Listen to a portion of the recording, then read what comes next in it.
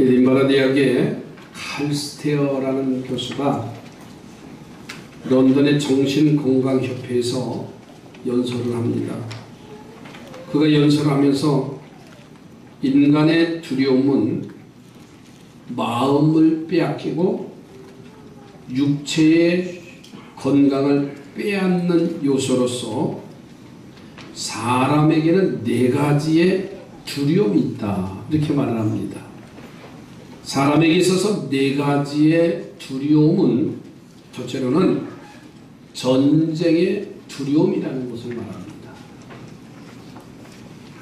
아직도 지구 곳곳에서 전쟁은 끝나지 않았습니다. 우리나라도 남북이 대치하고 있는 그런 상황이지. 이 전쟁의 두려움. 두 번째로는 실패의 두려움이 있다는 거예요. 그리고 세 번째로는 병고의 두려움, 질병 때문에. 오늘 이 시대는 점점 알지 못하는 질병들이 우리의 삶을 엄습해오고 있습니다.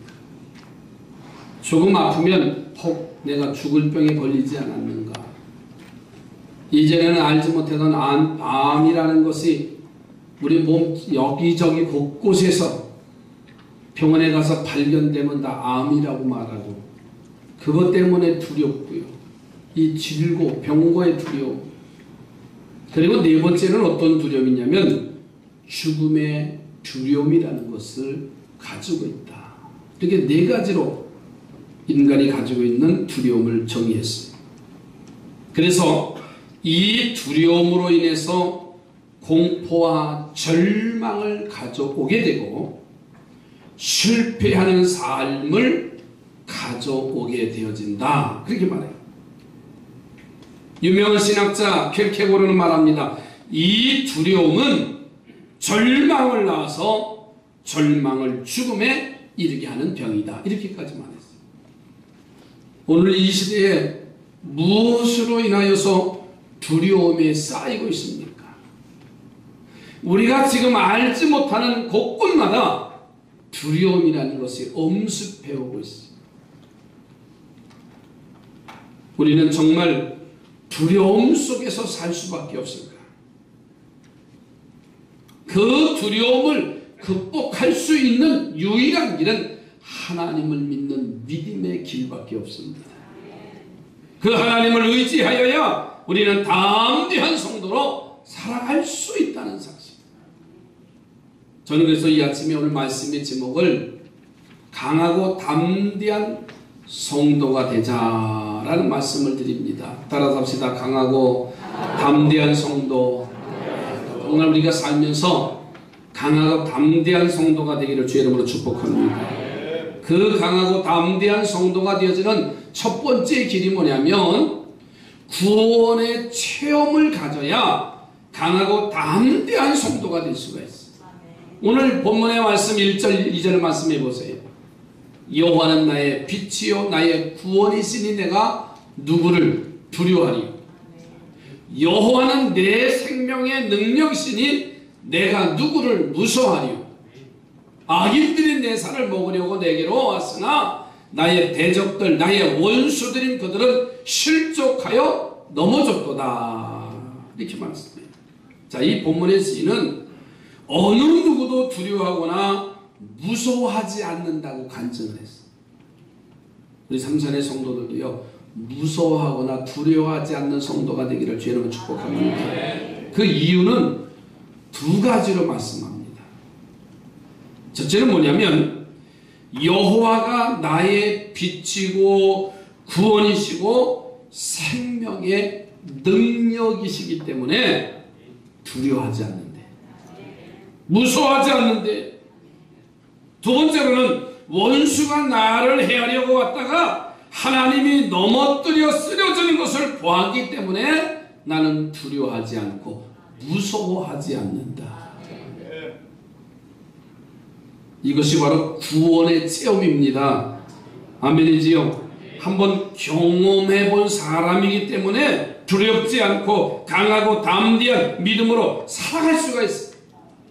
여러분, 그러니까 구원의 체험이라는 것을 꼭 가지시기 바랍니다. 그래서 어떤 환경, 어떤 자리에서도 강하고 담대한 성도들이 되어지기를 주의 이름으로 축복합니다. 제가 1997년도에 친구 목사님들하고 처음으로 인천 연안부두에서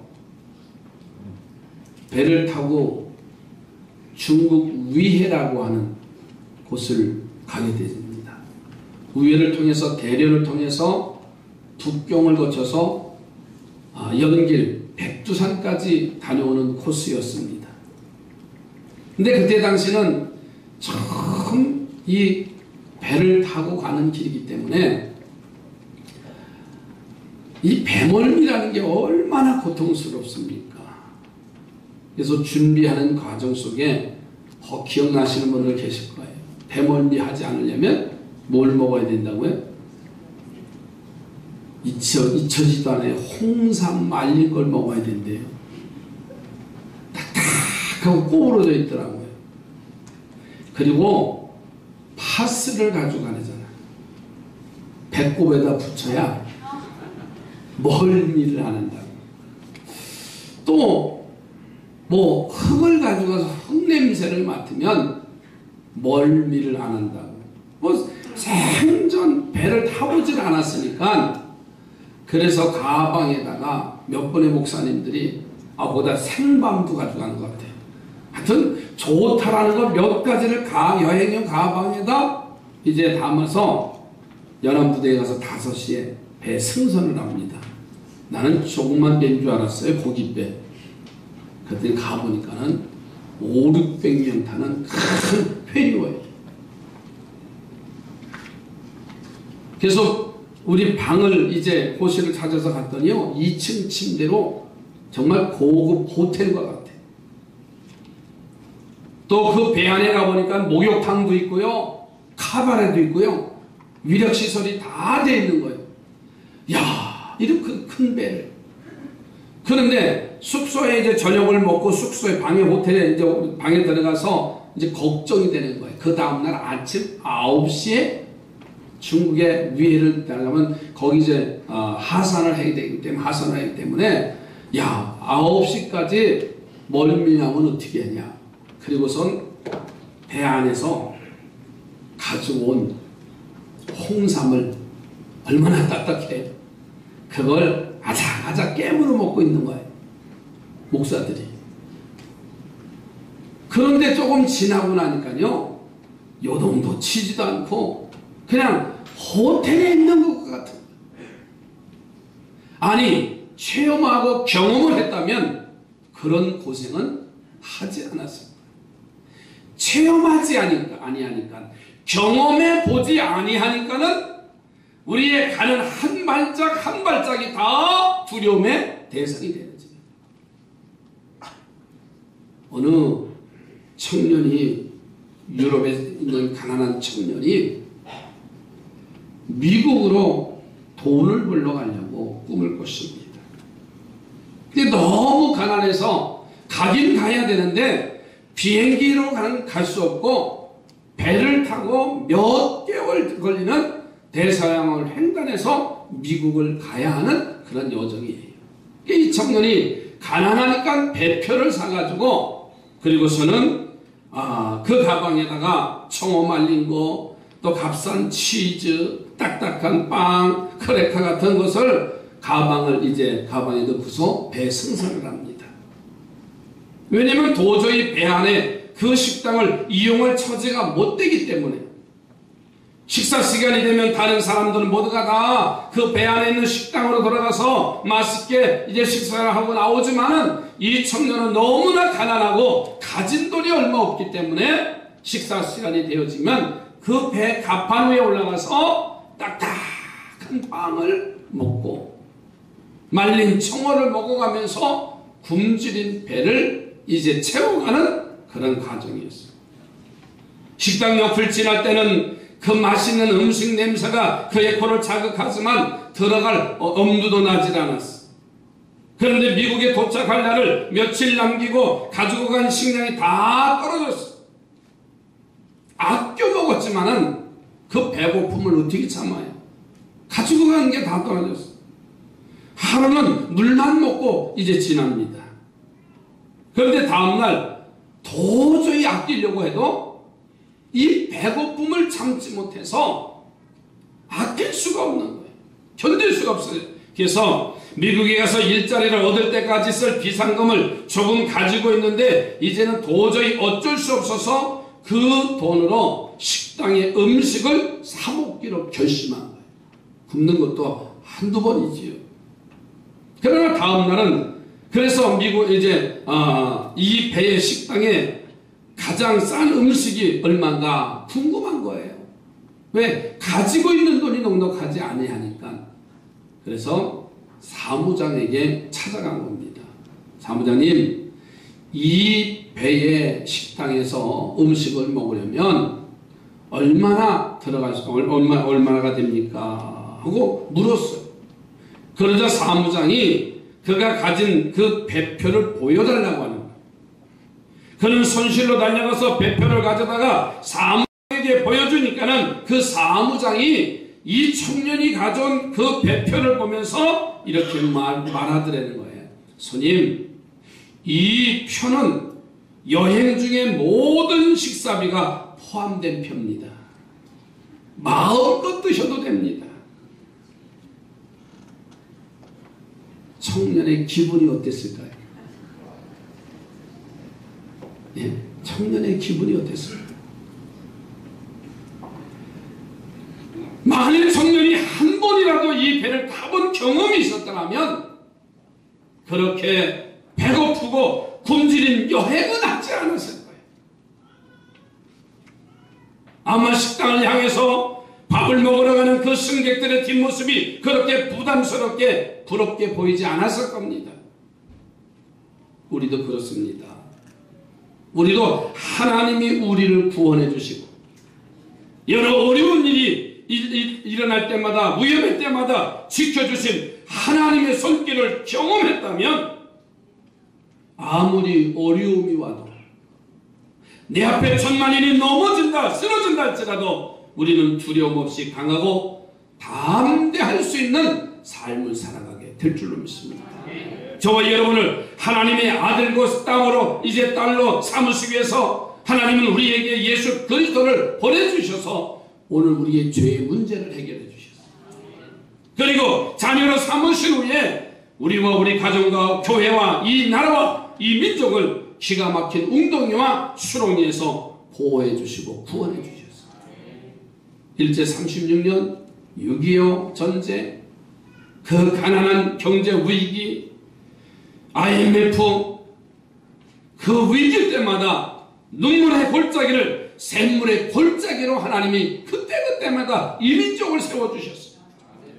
그뿐 아니지요. 우리 개인의 삶을 보세요. 놀라운 손길로 하나님은 섭리하시고 역사하신 줄로 믿습니다. 그러기에 오늘 우리가 여기까지 와 있잖아요. 하나님의 손길 도우시며 하나님의 이끄심이 아니었으면 오늘 우리는 여기 서 있을 수가 없어요. 내가 경험한 병고, 내가 경험한 실패, 그 손실 속에서도 우리 하나님은 나와 우리 가정을 지켜주신 줄로 믿습니다. 그러니 앞으로도 우리 하나님은 변함없이 우리를 도와주시고 우리를 보호해 주시고 지켜주실 줄로 믿습니다. 믿어지시면 아멘 하십시오. 그 하나님은 나의 하나님, 이 구원의 감격을 체험한 자만이 강하고 담대할 수가 있어. 체험하지 못하면 마치 인생을 소비하는 것과 같은, 시간을 낭비하는 것 같은 삶을 우리는 살고 있지 않을까요? 이제 지난날에 하나님의 도우심과 그 사랑하심과 구원의 섭리를 믿으시고 어떤 환경이나 어떤 자리에서도 강하고 담대하시기 바랍니다. 날마다 감사하고 기뻐하시기 바랍니다. 악과 싸워 이기는 자, 승리하는 자가 되기를 주의 이름으로 축복합니다. 옆에 분하고 구원의 체험을 가지시기 바랍니다. 이 믿음의 고백을 한 사람은요, 강하고 담대하게 살아갈 수가 있어요. 두 번째로는 강하고 담대한 삶을 살아가는 사람이 누구냐면 예배의 삶을 행하는 자가 강하고 담대한 삶을 살아갈 수가 있어요. 아멘이지요. 오늘 본문을 한번 4절 말씀을 또 보실까요? 내가 여호와께 바라던 한 가지 일 그것을 구하리니 곧 내가 내 평생에 여호와의 집에서 살면서 여호와의 아름다움을 바라보며 그의 성전에서 사모하는 그것이라. 우리들에게는 많은 소원이 있습니다. 그런데 그 많은 소원 중에서 하나님께 신령과 진정으로 예배할 수 있는 믿음과 그런 삶을 사모하는 소원이 모든 소원에 으뜸이 될 때 우리는 강하고 담대한 성도가 될 수가 있는 줄로 믿습니다. 그래서 본문에 한 가지 소원만 구하겠다고 했는데 그 소원이 뭐냐면 내가 하나님의 성전에 하나님의 집에서 예배하는 자로 세워달라는 소원이었어요. 여러분, 예배의 삶을 사심으로 하나님의 성전인 교회를 사모하시기 바랍니다. 찬양과 기도와 말씀을 뜨겁게 사모하며 언제나 신령과 진정으로 예배드리는 우리 상산의 성도들이 되어져 가시기 바랍니다. 예배는 신령과 진정으로 드리려고 하는 그 믿음의 소원이 있어야 됩니다. 그냥 한번 왔다 가는 그러한 삶이 아니라 내가 하나님 앞에 예배드리려고 하는 소원. 우리는 건강해서 잘 몰라요. 그런데 이 성전을 짓기 시작할 때 우리 이봉환 권사님이 고인되셨지만은 저는 잊혀지지가 않습니다. 그때 투병을 하셨어요. 병원에 입원했다가 태어났으면 성전에 오셔서 짓는 현장을 보시면서 철근도막을 주워다가 교회 뒷견에 갖다 놓으시기도 하고 늘 교회를 돌보시는 분이었어요. 그런데 아마 이맘때쯤 되셨을 거예요. 몸이 이제 점점 쇠약해지셔서 부천 성가병원 호스피스 병동에 입원을 하십니다. 신방을 가고 나면 그 권사님이 하시는 말씀이 이 몸으로 가서 하나님 앞에 온전한 예배를 드리는 것이 나의 소원입니다. 그렇게 말씀하셔요. 그게 잊혀지질 않아요. 한 번만 내가 하나님의 성전에 가서 예배 드리는 게 나의 소원이라. 그런데 하나님 그 생명을 걷어가십니다. 그리고서는 장례식 날 발의를 하면서 이 성전 앞을 지나가셨어요. 참 그건 잊혀지질 않아요.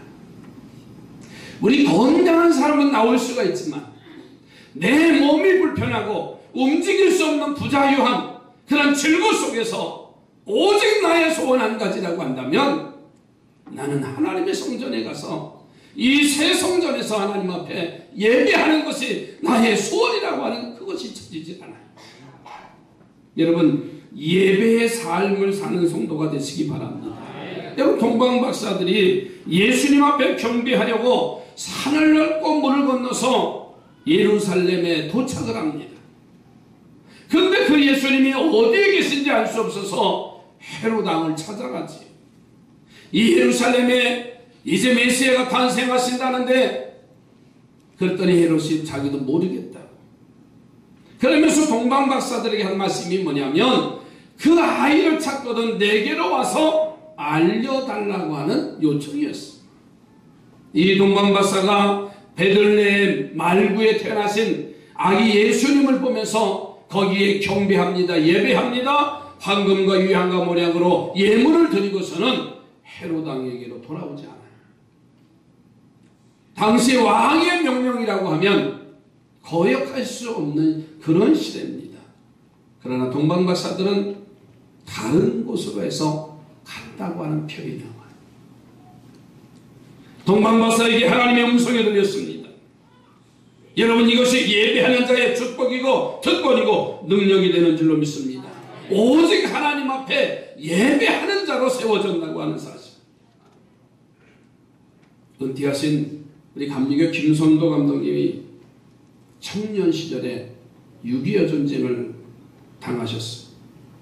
6.25 전쟁이 일어나니까 피난 가다가 가족을 다 잃어버리고 혼자 떨어지게 되셨답니다. 그는 너무도 외롭고 힘들어서 피난 가는 길가에 한 교회에 들어가서 몸부림치면서 가족들을 만나게 해달라고 기도하셨대요. 그리고 그는 혼자 걸어서 부산까지 피난을 간 거예요. 그리고 그 삼촌으로부터 가족들이 군산 피난민 수용소에 있다는 기쁜 소식을 들었습니다. 그는 피난민 수용소로 달려가서 가족과 감격적인 상봉을 할 수가 있게 되었습니다. 어려움 속에서도 그리고 두려움 가운데서도 먼저 하나님을 찾고 먼저 하나님 앞에 예배하는 자가 되었기에 우리 하나님이 응답하시고 전국의 피난민이 북적거리는 그곳에서 혈육인 삼촌을 만나게 해주시고 기적적인 체험을 하게 되고 가족을 찾는 은혜를 누렸다는 그런 간증이 오늘 본문의 시인은 말합니다. 그 예배하는 자에게 주시는 하나님의 응답으로 인하여서 이렇게 살겠다고 오늘 본문 6절에 고백을 해요. 이제 내 머리가 나를 둘러싼 내 원수 위에 들리리니 내가 그의 장막에서 즐거운 제사를 드리겠고 노래하며 여호와를 찬송하리로다. 사랑하는 성도들이여, 주일 성수에 힘쓰시기 바랍니다. 그리고 교회에 오셔서 신령과 경건한 진정의 예배를 드리기를 주의 이름으로 축복합니다. 예배의 구경꾼이 되지 마십시오. 예배는 드리는 것입니다. 예배의 주인공으로 세워지기를 바랍니다. 그러면 우리 하나님께서 그런 성도들에게 예배 시간마다 놀라운 은혜와 복을 안겨주십니다. 말씀 듣다가 가정의 문제가 해결될 줄로 믿습니다. 찬송하다가 질병의 문제가 치료될 줄로 믿습니다. 기도하다가 소원이 응답되는 복을 누리게 될 것입니다. 하나님 앞에 물질을 들여서 헌금하다가 봉헌하다가 생업이 번성하는 복을 받기를 바랍니다. 그래서 언제나 예배의 삶을 살아서 날마다 받는 증거로 강하고 담대한 성도의 길을 걸어가기를 주의 이름으로 축복합니다. 옆에 분하고 축복하십시오. 예배의 삶을 사시길 바랍니다. 내가 바로 예배를 드리지 못하면요, 바른 예배가 되지 못하면 강하고 담대할 수가 없어요. 그렇기 때문에 목숨 걸고 주님 앞에 와서 단 한 시간을 드리더라도요, 마음을 빼앗기지 아니하고 하나님 앞에 온전한 예배자로 세워지기를 바랍니다. 세 번째로는 하나님만 바라는 사람이 강하고 담대한 성도가 될 수가 있습니다. 오늘 14절 말씀해 보세요. 너는 여호와를 기다릴지어다. 옛 성경에 보면 너는 여호와를 바랄지어다 그랬어요. 강하고 담대하며 여호와를 기다릴지어다, 바랄지어다 그랬어요. 옛 성경에 보면 하나님만 바라는 사람이 강하고 담대할 수가 있다는 거예요. 하나님을 바라는, 하나님을 기다리는, 하나님을 믿는 사람들이 되어지기를 주의 이름으로 축복합니다. 옆에 보고 축복하십시오. 하나님만 바라보시기를 바랍니다. 하나님만을 바라보신다는 것은 하나님이 그렇게 하실 것을 기다린다는 말이에요. 하나님을 기다리는 자들에게는요, 하나님이 어떤 작은 소리와 응답을 주었을 때 그것을 바라고 있기 때문에 내가 들을 수가 있고 느낄 수가 있고 그것을 체험하는 하나님의 사람으로 세워질 수 있다는 거예요. 그러니 두려울 것이 없잖아요. 담대한 성도의 삶을 살 수 있잖아요. 그래서 오늘 본문에 우리들에게 여호와를 기다릴지어다, 여호와를 바랄지어다. 여러분, 히스기야 왕을 보세요. 아수르의 침공을 받습니다. 얼마나 이 아수르 왕 암몬이 편지를 썼는데 이스라엘 하나님과 이스라엘 백성과 이스라엘 왕을 모욕하는 편지를 쓴 거예요. 그래서 히스기야 왕은 그 편지를 가지고 하나님의 성전에 들어가서 하나님 앞에 그 편지를 읽어드리는 겁니다. 그리고 그 편지를 통해서 하나님 앞에 기도하고 하나님 앞에 바라고 하나님의 뜻을 기다리는데 그 기도를 하나님이 들으셔요. 그래서 아수르군도 18만 5천 명을 싸워보지도 않고 그 전쟁에서 이기게 하셨어요. 후에 히스기야가 어느 날 이사야 선지자에게 이런 소리를 듣습니다. 내 삶을 정리하라. 내가 죽고 살지 못하리라 하는 이사야 선지자의 말씀을 들어요. 다시 말해서 히스기야 왕이 사형 선고를 받는 거예요. 당신은 얼마 못 삽니다. 그러니 삶을 포기하라고. 그러자 히스기야 왕은요, 하나님이 성전에 올라가 하나님이 성전에서 얼굴을 성전으로 향하고 하나님만 바라보면서 간구하는 모습이 나와요. 지난날의 선한 삶을 보시고 한 번만 살려달라는 통곡의 기도를 얼굴을 벽을 향해서 대고 기도하는 히스기야 왕의 모습을 생각해 보세요. 벽을 향한다는 것은, 벽을 바라본다는 것은요, 세상의 그 어느 것도 의지하지 않고 생명의 주인 되시는 하나님만 바라보겠습니다. 하나님이 하실 일을 기다리겠습니다 라는 그러한 고백입니다. 하나님만 바라는 히스기야의 기도를 보시고 하나님은 그 계획을 바꾸시고서 그의 병을 고쳐주시고 그의 생명을 14년 동안이나 연장하는 기적을 만들어 둔 줄로 믿습니다. 캘리포니아의 장미꽃을 재배하는 한 농부의 이야기입니다. 이 농부의 집 가보면 안팎에 비닐하우스를 만들어 놓고서는 갖가지 장미를 길러요. 그런데 이 사람은 언제나 정원에서나 아니면 농장인 비닐하우스에서나 밖에서나 휘바람을 불면서 다니는 거예요. 그 휘바람을 불면서 열심히 일하는 농부입니다. 그런데 어느 날 이웃의 한 가정이 이사를 왔어요. 새로운 이사 온 사람이 이웃집을 보니까는 날마다 이 농부가 휘바람을 불면서 일을 하는 거예요. 처음에는 즐겁게 일을 한다고 생각을 했는데 너무도 항상 휘바람을 불고 왔다 갔다 하고 일을 하고 항상 끊이지 않고 불들해요.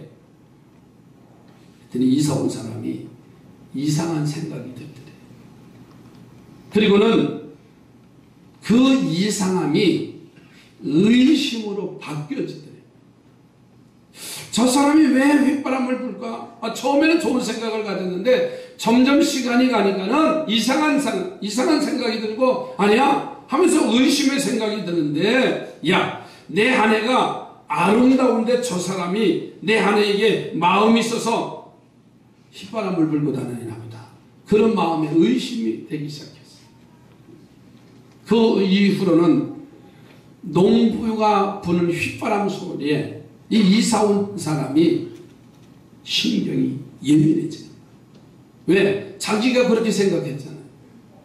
우리 아내가 이쁜데 우리 아내를 어떻게 좀 한번 유혹을 할까 하면서 그 소리로 바뀌어서 생각이 들려진 거예요. 그 농부가 부는 휘바람 소리가 상쾌한 게 아니라 불쾌해졌어요. 여러분요, 한두 번 견디는 거, 불쾌할 때 견디는 건 괜찮아요. 그런데요, 불쾌하기 시작하면 몇 번 참다가 사고가 터지는 거예요. 요즘 저희 집에 여름이 돼서 한동안 이 거리에 사람이 없어서 사람이 벅적벅적 하니까 좋더라고요. 그런데 이제 며칠 지나니까요, 주거니 받거니 밤 12시까지 이제 소리가 막 올라오는 거예요. 이 소리는 위로 올라오거든요. 쫓아갈까? 그런 생각이 조금 들려고 해, 이제. 저 집을 망하게 하라고 할까? 그런 생각이 조금씩 들으려고 해. 내가 불편하니까. 사람이 불편하지 않으면 아무런 상관이 없어.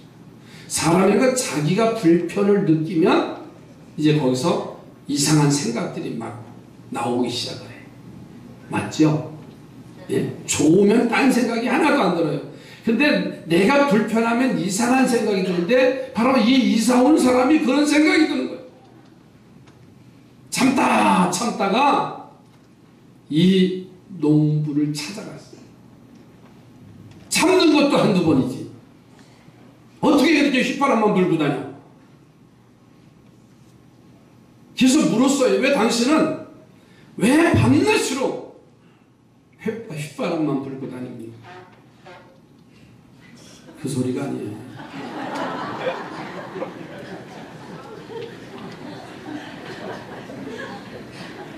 기가 막히게 또 화음을 맞추고 있어요. 조는 사람 때문에 한마디 한 거예요. 산산하지요. 여름에 제일 걱정이에요. 여름엔 에어컨이 산산해서요. 집에서는 더운데 교회 오니까 시원해서 콧구녕에 찬바람이 들어가니까 얼마나 예배를 2시간 드려도 실태 사람 없을 거예요. 덥지 않으니까. 예배 마치고 내려가 봐요. 벌써 후덕지근하니까. 자, 그렇게 물어보니까 이 농부가 빙그레 웃어요. 그러면서 저와 함께 저희 집에 좀 들어가실까요? 하고 자기 집으로 초대를 하는 거예요. 안으로 들어가 보니까는 이 농부의 아내가 응접실에 앉아 있는데 휠체어를 타고 있는. 근데 그러니까 이제 다리가 불편해서 장애가 돼서 휠체어를 타고 있는데 거기다가 이 아내가 앞을 보지 못하는 시각장애. 몸이 움직일 수 없지요. 앞을 볼 수 없는 시각장애를 가졌지. 꽃을 키우는 이 농부가 그 이웃집 사람에게 말합니다. 내가 왜 휘바람을 부느냐고요. 집안에서 일할 때나 집 밖에서 일할 때나 휘바람 소리를 들으면 이 사람은 저와 함께 있는 것을 알고 안도감을 가지고 있기 때문에 나는 밤낮에 집에 있든 밖에 있든 나는 휘바람을 불고 있습니다. 이웃은 이 사람은 그제야 그 농부의 휘바람 부는 의미를 알고 미안해하면서 돌아갔다는 거예요. 여러분, 내가 하나님만 바라보고 살면 하나님은 언제나 휘바람 소리 같은 응답으로 우리에게 평안함을 주시는 줄로 믿습니다. 그러니까 하나님만 바라보고 사는 성도는요, 언제나 우리와 함께 하신다고 하는 하나님의 휘바람과 같은 신호를 변함없이 받게 될 줄로 믿습니다. 성경 말씀에 휘바람의 소리로, 성령의 뜨거운 역사의 휘바람으로, 예수님을 이 땅에 보내주시는 구속의 휘바람으로 기도할 때마다 응답의 소리로 우리에게 보내주신다는 사실. 그 신호를 받기만 한다고 한다면 얼마나 행복하고 강하고 담대합니까? 그런데 아무리 우리 하나님이 휘바람 같은 소리를 보내주셔도 우리가 세상이나 죄악이나 인간의 즐거움에 몰두한다면 하나님의 신호는 우리에게 들리지 않습니다. 그러기에 우리는 하나님만 바라보고 하나님이 하실 일을 기다리며 나가시기를 바랍니다. 이 진리를 깨달으시기 바랍니다. 그래서 오늘 우리가 드리는 이 예배 속에서도, 말씀 속에서도, 내가 드리는 찬양 속에서도, 내가 드리는 기도 속에서도요, 하나님이 보내주시는 동행의 휘바람 소리로, 보호의 휘바람 소리를 들으시기를 주의 이름으로 축복합니다. 그래서 언제나 하나님이 나를 지켜주시는 것을 믿는 믿음으로 강하고 담대한 자가 되시기 바랍니다. 그러기 위해서 언제나 우리는 하나님만 바라보고 사는, 하나님이 하실 일을 기다리고 사는 우리의 삶이 되어지길 바랍니다. 옆에 사람하고 강하고 담대한 성도가 되기를 바랍니다. 강하고 담대한 것은 세상의 그 어떤 것도 아닙니다. 내가 살아계신 하나님을 믿는 믿음 안에서만이 강하고 담대할 수가 있습니다. 기도합니다. 우리에게 강하고 담대한 믿음을 허락하시옵소서. 구원의 체험을 가진 성도로, 예배의 삶을 행하는 성도로, 하나님만 바라보고 하나님이 하실 일을 기다리는 성도들로 우리를 세워주시어서 강하고 담대한 하나님의 사람으로 이 세상을 이기고 다스리고 정복하는 복을 누리게 하옵소서. 예수님의 이름으로 기도드립니다.